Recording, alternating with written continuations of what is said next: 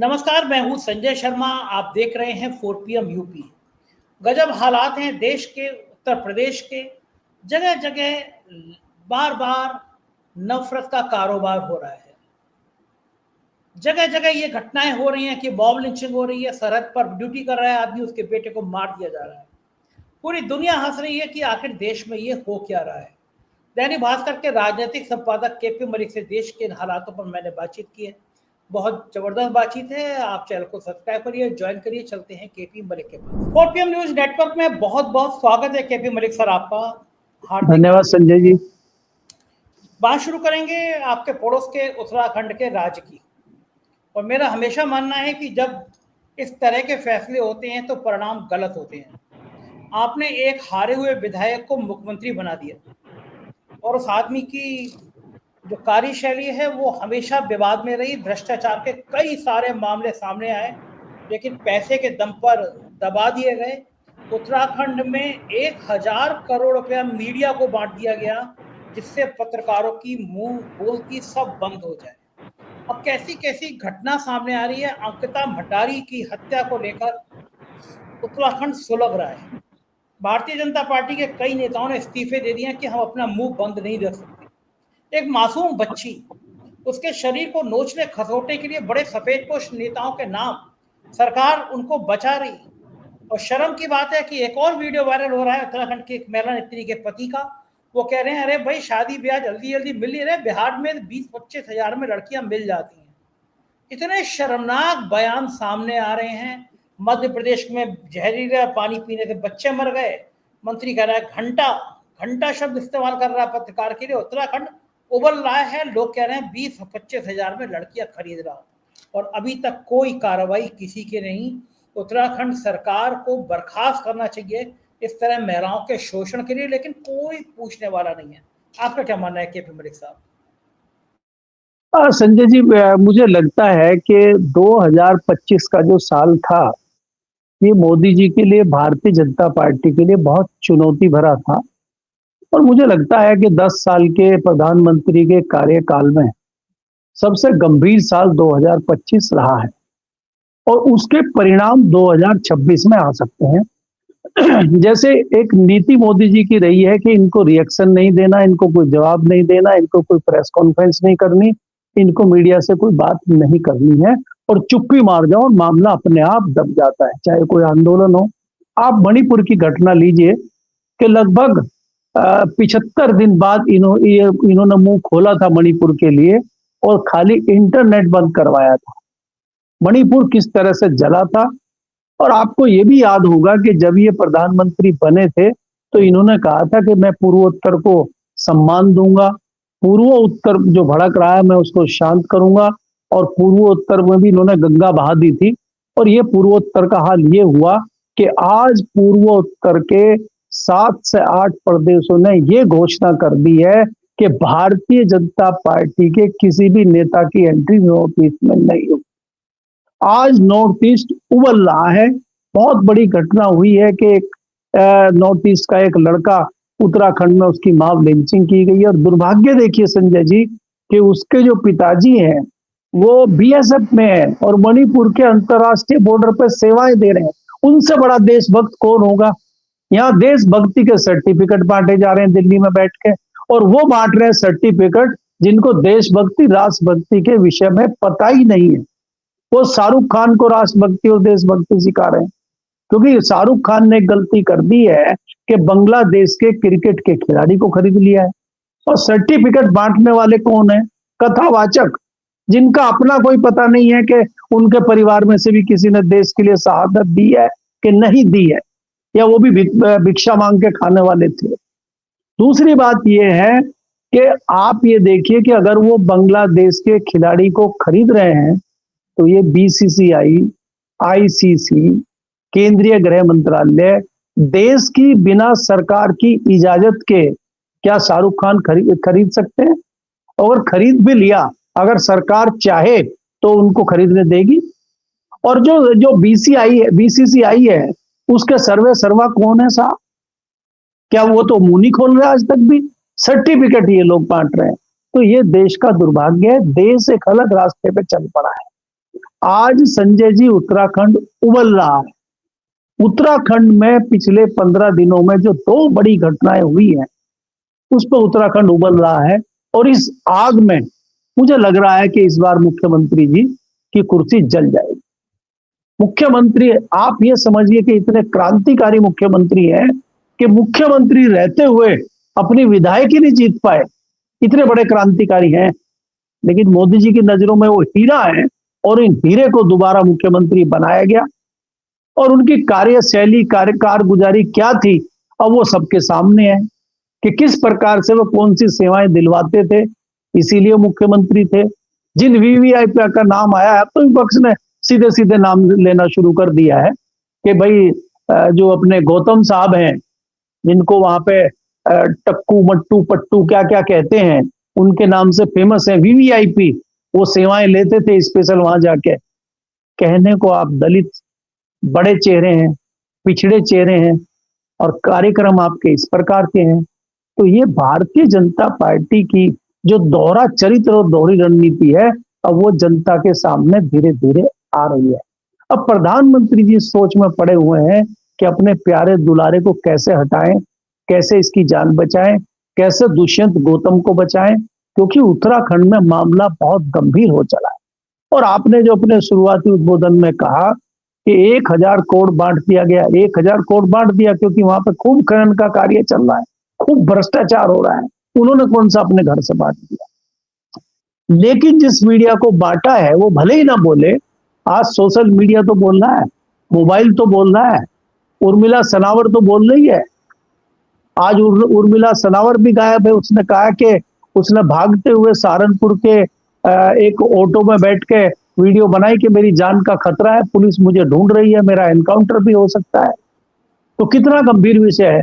Police उसी को ढूंढ रही है जो पुलिस की मदद करने आया है गवाह बनके कि भाई मेरे पास ये सबूत है, जो केस है इसमें मेरी जानकारी ले लीजिए और उस पर काम करिए। पुलिस उस पर नहीं कर रही काम। नहीं नहीं, आप आओ जरा इधर, आप जानकारी दे रहे हो, पहले आपको ठीक किया जाए। ये उत्तर प्रदेश में भी चल रहा है और उत्तराखंड में भी चल रहा है। तो मुझे लगता है कि 2025 का जो मुश्किल दौर भारतीय जनता पार्टी और मोदी जी के लिए रहा है, वो 2026 में उसका कुछ ना कुछ बड़ा रिजल्ट आएगा। क्योंकि 2025 में कई बड़ी घटनाएं हुई। आपने पहलगाम देखा, आपने ट्रंप की चीजें देखी, आपने बहुत सारी चीजें देखी जो पिछले 10 सालों में नहीं थी, वो इस 2025 में आपने देखी। जी केपी मलिक साहब सही कह रहे हैं आप कि ये सोशल प्रेशर का कमाल है कि सरकार को भी झुकना पड़ रहा है। बरेली में नफरती चिंटुओं ने जो कुछ कारनामे किए, तो वीडियो वायरल हुआ, एक समुदाय विशेष के लोगों को मारने का FIR हुई। और सचिन गुप्ता है, उनका ट्वीट में देख रहा था कि गाजियाबाद में रेस्टोरेंट में घुसकर लड़के को पीटने, अंडरगारमेंट में लड़की को बाहर खींचने वालों पर पुलिस ने FIR दर्ज की। पुलिस ने आरोपियों की गिरफ्तारी के लिए घरों पर कल रात दबिश दी, तो बजरंग दल के कार्यकर्ताओं ने मोदी नगर का थाना घेर लिया। अब आप देखिए गुंडागर्दी का हाल। एक लड़की को अंडरगारमेंट्स में घसीट रहे हैं बाहर, पूरा भीड़ इकट्ठी होकर कर रही है, और पुलिस ने FIR की, तो बजरंग दल के लोग आके थाने को घेर ले रहे हैं। ये हिम्मत कहां से आ रही है? पूरी दुनिया में ये तस्वीरें जो सामने आ रही हैं, क्या छवि बन रही है भारत को कि एक लड़की को इस तरह अर्ध वस्त्रों में खींचा जा रहा है और उसके बाद उसको कार्रवाई करने के लिए पूरा पूरा बजरंग दल एक साथ थाने को घेर ले रहा है। संजय जी, देखिए जो विदेशों में भारत की छवि थी, संस्कृति को लेके, हमारी कार्यशैली को लेके, हमारे जो पहनावा है, हमारे जो विभिन्न धर्मों के, विभिन्न जातियों के लोग रहते थे एक साथ मिलकर, जो भारत की वो छवि विदेशों में बनी थी, वो धीरे धीरे टूट रही है। कई देशों में इस प्रकार की एडवाइजरी भी जारी हुई है कि इस दौरान भारत में जाना खतरे से खाली नहीं है कई राज्यों में। ये क्यों कर रहे हैं विदेश के लोग इस तरह की चीजें? आज आप देख रहे हैं कि भारत में कभी नहीं हमने देखा कि आप ईसाइयों को खुलेआम निशाना बना रहे हैं ऐसे, और प्रधानमंत्री मोदी जी चर्च में जा रहे हैं। एक सेकंड, केपी मलिक साहब कुणाल शुक्ला है, उन्होंने एक फोटो डाला है, उसमें यही लिखा है उन्होंने, ये वो रामराज है जहां गुंडों और बलात्कारियों को जमानत मिलने पर फूल मालाओं से स्वागत किया जाता है। देश और दुनिया को जानना चाहिए, इस बार छत्तीसगढ़ की राजधानी रायपुर के मैग्नेटो मॉल में क्रिसमस की सजावट तोड़ने वाले बजरंग दल के गुंडों को जमानत मिलने के बाद जेल से बाहर निकलते ही ढोल नगाड़ों के साथ आरती उतारकर अभिनंदन स्वागत किया गया। भविष्य में मांग की जाएगी कि इनको पार्टी से, राष्ट्रवादी पार्टी से टिकट दे दिया जाए। नहीं संजय जी, ये तो बात वहीं आ गई ना जहां पे आपने पिछला सवाल पूछा था कि जिस प्रकार से गाजियाबाद में हरकत हो रही है कि एक लड़की को उसमें जो उसके अधोवर्ष हैं उसमें खींच के ले जाया जा रहा है, और अगर पुलिस पकड़ रही है तो पुलिस थाने का ही घेराव हो रहे हैं, तो इनकी हिम्मत देखिए कितनी बड़ी हुई है। आप हिम्मत देखिए इनकी। तो ये क्यों हो रहा है? ये कहां से इशारा मिल रहा है? पुलिस क्यों नहीं कार्रवाई कर पा रही? किसका दबाव है? तो ये दबाव शीर्ष नेतृत्व का है, और शीर्ष नेतृत्व के इशारे पे हो रहा है। क्योंकि उत्तर प्रदेश में और उत्तराखंड में भी अगले साल इलेक्शन है, तो क्या एक माहौल बनाया जा रहा है 80-20 वाला। लेकिन ये कितना खतरनाक हो रहा है, हम इसको परिणति को नहीं समझ रहे हैं, जो हमें आने वाले सालों में झेलना पड़ेगा। संजय जी, अगर यही परिस्थितियां रही नॉर्थ ईस्ट में, अगर इस तरह की चीज हो गई, तो नॉर्थ ईस्ट में भी भारत के अलग अलग हिस्सों के कितने लोग काम करते हैं, कितने लोग व्यापार करते हैं। नॉर्थ ईस्ट के लोग बहुत कम है भारत के दूसरे हिस्सों में। अगर आप देखेंगे वो सिर्फ बड़े शहरों में आपको मिलेंगे। छोटी देहरादून कोई आज छोटी जगह नहीं है, एक स्टेट की राजधानी है। अगर वहां पे इस तरह की हरकत किसी के साथ होती है, तो फिर बाकी जो छोटे शहरों में अगर कोई इक्के दुक्के लोग हैं, उनके साथ क्या होगा? आपने देखा कि उत्तर प्रदेश, ये हिसार में, हरियाणा के हिसार में एक कश्मीरी शॉल बेच रहा था, तो उसको पाकिस्तानी और कश्मीरी क्या क्या बोलने लगे। आज ही भाई ये उसके उत्तर प्रदेश के, सॉरी, बिहार के मधुबनी जिले में एक बंगाल के मजदूर को पीट के हत्या कर दी गई उसकी। उसको बताए बांग्लादेशी है, उसकी सुनी नहीं, मजदूर क्या बोलेगा। तो ये जो चल रहा है, बड़े से लेकर छोटी जगहों तक इस तरह की जो चीजें शुरू भारत में हो गई हैं, ये आने वाले समय में बहुत दुखदाई होंगी। और सरकार, जो आज जिस पार्टी की सरकार है, वो पार्टी किसी भी कीमत पे अपनी सरकार बनाना चाहती है। वो चाहती है किसी का घर जले तो जले, कोई मरे तो मरे, कोई आगजनी हो तो हो, और दंगे भड़के तो भड़के, हमारी सरकार बननी चाहिए। तो ये जो देश में अलग अलग रोज हम घटनाएं सुन रहे हैं, ये क्या आप मानते हैं इनको छोटी घटना है? सेंगर का जिस तरह से मामला चल रहा है, जिस तरह का ये अंकिता भंडारी केस उत्तराखंड में चल रहा है, ये भारतीय जनता पार्टी से ही क्यों जुड़ रहे हैं सारे केस? ये भारतीय जनता पार्टी में इस तरह से क्यों हो रहा है? बद जबानी क्यों कर रहे हैं मंत्री जी मध्य प्रदेश के? कहीं लोगों की जान जा रही है, लोग मर रहे हैं, 200 लोग हॉस्पिटल में हैं, और मंत्री जी कह रहे हैं कि घंटा आप घूम के आए हो, घंटा देख के आए हो। तो ये कहां से उनमें इतनी शक्ति आ रही है? उनको इस्तीफा देने की चिंता नहीं है क्या? अगर किसी दूसरी पार्टी में होते वो, आज कहीं दूसरी पार्टी की सरकार होती, क्या अभी तक उनका इस्तीफा नहीं हो चुका होता? तो भारतीय जनता पार्टी में इस्तीफे क्यों नहीं हो रहे? तो स्थिति बहुत गंभीर है। और अभी ये चीजें बाहर इसलिए नहीं आ रही हैं कि आपने मीडिया को मैनेज कर लिया है संजय जी। लेकिन आप ये देखिए कि मीडिया को भी अपनी साख बचाने के लिए, जो तथाकथित मीडिया है, गोदी मीडिया या बड़ा मीडिया घराने या बड़े मीडिया हाउस हम जिनको बोलते हैं, जो खाली नाम के हैं, अंदर खोखले हैं, अब तो थोड़े थोड़े वो भी आने लगे हैं। एक दो आए, आपके परम मित्र तो आ ही चुके हैं, हमने पिछली बार भी जिक्र उनका किया था। आजकल तो खूब कोई कह रहा है कि सुपारी ले ली उन्होंने मोदी जी की सरकार गिराने की, वो तो छोड़ ही नहीं रहे मामला। आज वो जो है मध्य प्रदेश वाले इशू पे कर रहे थे, फिर किसी और इशू पे करेंगे, अब वो आ गए। पता नहीं क्या हुआ, क्या गोदी मीडिया की उनकी भक्ति उतर गई, या पीछे से सप्लाई बंद हो गई, क्या हुआ समझ में ही नहीं आया हमें। पलटी कैसे उन्होंने जबरदस्त मारी। तो अब पलटियां शुरू हो गई हैं संजय जी, अब आप देख लीजिए, क्योंकि जब पलटी शुरू होगी तो दर्शक आपके भी कुछ उधर जाएंगे, क्योंकि उधर भी बहस गर्मा गर्म चल रही है आजकल। जी बिल्कुल ठीक है। नहीं, मेरे तो वैसे ही जा रहे हैं। यूट्यूब जो है वो नाराज हो गया है। पहले उसने कहा कि भारत सरकार ने कहा कोई वीडियो हटाइए आप अपने, मैंने उनको नोटिस दे दिया, तो मेरे व्यूअरशिप एकदम गिरा दी गई। और उसके बाद में मैं देख रहा हूँ कि जो सब्सक्राइबर हैं वो उनको रोक दिया गया। ये सब काम तो होता ही होता है। उधर मध्य प्रदेश में तनखा जी हैं, विवेक तनखा, बहुत जाने माने देश के अधिवक्ता हैं। बहुत बढ़िया था, उन्होंने ट्वीट किया, लिखा, ये कौन सा विकसित भारत की बात हो रही है? इंदौर में लगभग 15 गरीबों की मौत प्रदूषित पानी से हो गई, 100 से अधिक अस्पताल में हैं। इंदौर में चूहों के कतरने से बच्चों की जान चली गई। जहरीले कफ सिरप से बच्चों की मौत हुई, कोई जवाबदेही नहीं, शर्म भी खत्म हो गई, एमपी की हालत चिंताजनक। आपका क्या? संजय जी, ये खाली एमपी में नहीं हो रहा है, मैंने कहा आपको। एमपी तो आपको दिखाई दे रहा है, ये सब जगह हो रहा है, सब जगह ये चीजें चल रही हैं। आज आज की घटना है आपके उत्तर प्रदेश के बदायूं के सरकारी अस्पताल में, एक महिला को प्रसव पीड़ा हुई और उसको, छोटे बच्चे को जन्म उसने वहीं दे दिया, खुले में बाहर शौचालय में। वहां डॉक्टर नहीं मिल रहा है उसको, और वह उत्तर प्रदेश बम बम कर रहा है। उत्तर प्रदेश में बाबा की सरकार जबरदस्त चल रही है। ये हरकतें क्या हो रही है? हॉस्पिटलों में डॉक्टर नहीं है, दवाइयां नहीं है, गुटखे वाले भ्रष्टाचार कर रहे हैं, अफसर पकड़े जा रहे हैं, लेकिन कहीं किसी मीडिया में कोई जिक्र नहीं है। ये खाली एक स्टेट नहीं है, ये पूरे भारत में अलग अलग राज्यों में चल रहा है।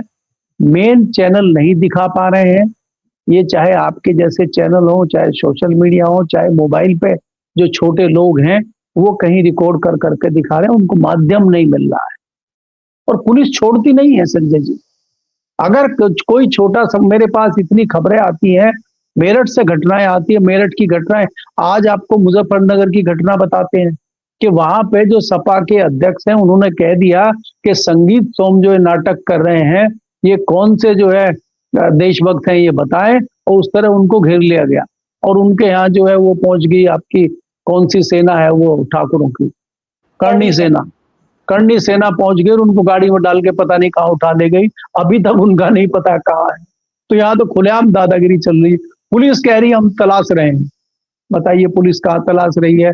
आज आधुनिक युग में मोबाइल आपकी लोकेशन बता देता है, आपको पुलिस चाहे तो 1 घंटे में आपको बरामद कर सकती है, उनका कुछ पता ही नहीं लग रहा। तो ये तो रामराज देश में नहीं, उत्तर प्रदेश में नहीं, पूरे देश में रामराज चल रहा है। और मोदी जी जो है एंजॉय कर रहे हैं, बोलेंगे कुछ नहीं वो, क्योंकि मौन है वो। और जब मौन की बात है कि मौन प्रधानमंत्री कौन है, तो वो मौन मोहन बताते हैं, मनमोहन को, क्योंकि वो बोलते नहीं थे। अब मेरे ख्याल से वो साल में 2-4 प्रेस कॉन्फ्रेंस तो कर ही लेते थे मनमोहन जी भी। सरदार जी बोले भले ही कम, लेकिन जो बोलते थे सॉलिड बोलते थे, और उसका जवाब देने के लिए भारतीय जनता पार्टी के एक आदि लोग थे, सुषमा स्वराज जैसी नेता जो है उनका जवाब दे पाती थी, बाकी की तो हिम्मत ही नहीं होती थी बोलने की। और आज तो देखिए आप, एक से एक क्रांतिकारी नेता भी भारतीय जनता पार्टी में है, और एक से एक कार्यकर्ता, एक से एक विधायक, और एक से एक क्रांतिकारी मुख्यमंत्री भी है। मुख्यमंत्री की तो पूरी कतार है आपके सामने, चाहे वो उत्तराखंड के मुख्यमंत्री हो, चाहे वो राजस्थान के क्रांतिकारी हो, और चाहे देखिए कितना बढ़िया राज्य चल रहा है आपका मध्य प्रदेश में। इतना बढ़िया मुख्यमंत्री आज तक पैदा हुआ है कोई मध्य प्रदेश में, जितने बढ़िया हालत आज सरकार की चल रही है। उनकी हिम्मत है कि वो इस्तीफा मांग ले विजय वर्गीय से, उनकी हिम्मत है कि वो विजय वर्गीय का जो बयान है पत्रकार को, उस पर एक टिप्पणी कर दे, मुख्यमंत्री की इतनी हिम्मत है। तो ये तो सरकार चल रही है भारतीय जनता पार्टी की, और जनता जो है मदमस्त है, क्योंकि जनता को तो मंदिर मिल ही गया, और क्या चाहिए था जनता को? भाई रामराज, राम का मंदिर हो गया, रामराज चल रहा है। अब कृष्ण राज की इंतजार है कि कंस का वध हो और कृष्ण राज शुरू हो जाए हमारे मथुरा में, दिल्ली तक उसकी जो है गूंज सुनाई दे। हम तो उसका इंतजार कर रहे हैं संजय जी, क्योंकि हमसे अयोध्या दूर पड़ता है। जी बिल्कुल ठीक बात है केपी मलिक साहब, सभी लोग इंतजार कर रहे हैं कि कब गूंज होता है। और देखिए, जो सही बात कहता है उस व्यक्ति के संग कितना अत्याचार होता है। अमिताभ ठाकुर बिल्कुल जेन्युइन काम कर रहे थे, भ्रष्टाचार को सामने ला रहे थे। यूपी गोल यूपी के जो IAS अफसर हैं, उनके एक लंबी चौड़ी लिस्ट निकाल दी थी खानदान भर की, ये जमीनों के, ये रजिस्ट्री है, ये नंबर है। कार्रवाई होनी चाहिए थी उस IAS अफसर पर, हो गई अमिताभ ठाकुर पर। अमिताभ ठाकुर जेल में है। वहाँ वो भी अपनी CD की मांग कर रहे हैं कि भाई जो जो CCTV कैमरे वो दिए जाएं, उसकी रिकॉर्डिंग दी जाए कि पता चल सके उसकी गिरफ्तारी जायज है ना जायज है। वो आमरण अनशन में बैठ गए। दूसरी ओर जो रस्तों पर, सड़कों पर कब्जा कर रहे हैं बाहुबली, कोडीन माफिया, उनके ऊपर कोई कार्रवाई नहीं। आप चले जाइए मिर्जापुर, सोनभद्र में महफूज लीजिए कि खनन कौन कर रहा है। आंखें बंद करके लोग कहेंगे ब्रजेश सिंह, विनीत सिंह, चुलबुल सिंह। कोई कार्रवाई नहीं। मिर्जापुर से लेकर सोनभद्र तक, बनारस तक आप कहीं चले जाइए, खनन माफिया धड़ल्ले से खनन कर रहे हैं, कोई कार्रवाई नहीं। लखनऊ शहर में सड़क बंद कर दे रहा है माफिया, सिपाही आलोक सिंह के घर पे बुलडोजर नहीं, कोडी भैया के घर पे कोई कार्रवाई नहीं। ऐसी बम बम सरकार क्या दिख नहीं रहा है केंद्र सरकार को, आरएसएस को, ये गुंडई जो हो रही है, इस गुंडई का जवाब कभी मिलेगा या ऐसी गुंडई चलती रहेगी? नहीं तो क्यों जवाब कोई मांगेगा? आप खाली उधर का गिनवा रहे हैं, गोरखपुर में नहीं हो रहे हैं जमीनों पे कब्जे, पश्चिम उत्तर प्रदेश में नहीं हो रहे, सहारनपुर से लेके आगरा तक, तो सब जगह हो रहे हैं, क्यों बोलेंगे भाई? और ये अमिताभ ठाकुर जैसे लोग जो हैं, ये तो बदनाम कर रहे हैं देश को, काम का आमरण अनशन लेके आ रहे हैं। आमरण अनशन तो महात्मा गांधी जी के साथ चला गया। आमरण अनशन महात्मा गांधी जैसे लोग करते थे और उससे अंग्रेज सरकार डरती थी। और यह उसके बाद जो बड़ा आमरण अनशन हुआ वो हमने उनका देखा है, जो रामलीला मैदान में हुआ था। रानीगढ़ सिद्धि वाले जो बाबा आए थे दिल्ली में और फिर वो आमरण अनशन करके वापस चले गए रानीगढ़ सिद्धि, तो यह तो उनका आमरण अनशन था। उसके बाद कहाँ आमरण अनशन चला गया? 2012 के बाद, 2012 के बाद कोई आमरण अनशन आप करते रहिए, हमें फर्क ही नहीं पड़ता। अच्छा ये बताइए, आप कोई आदमी चीख रहा है, चिल्ला रहा है, वो इस उम्मीद में चिल्ला रहा है कि मेरी कुछ सुनेगा, और हमने कान में रुई डाल ली, चीख दे दो साले को, चीख चीख की तरह चीख सकता है, तो बेचारा थक के चुप हो जाएगा। आमरण अनशन कितने दिन करेंगे? महीना, 2 महीना, 6 महीना? मुझे तो लगता नहीं उनकी कि जो वो बाबा रालेगंज सिद्धि वाले हैं उनसे उनसे बड़ी कैपेसिटी अमिताभ ठाकुर की मुझे तो लगती नहीं है। वो तो वैसे ही दुबले पतले 55 किलो के आदमी है, वो तो मुझे नहीं लगता 1 हफ्ते से ज्यादा कर पाएंगे, लुढ़क जाएंगे।